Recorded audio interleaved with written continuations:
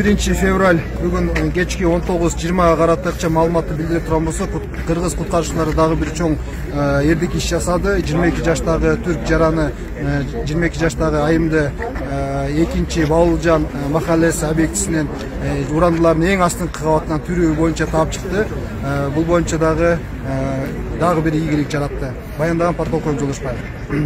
Hepinize minnettarız. Bu zor günümüzde bizle birlik, beraberlik oldunuz. Bize güç verdiniz. 5 tane ekip geldi gitti buraya. Hiçbiri sizin verdiğiniz mücadeleyi vermedi ve sizin gibi çalışmadı. Sizlerden Allah razı olsun diyoruz.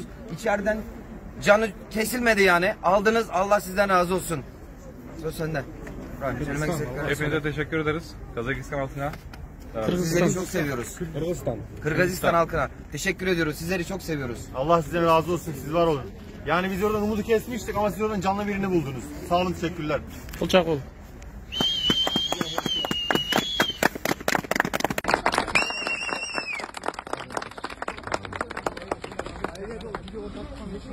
Komutanım gireceğiz mi oraya?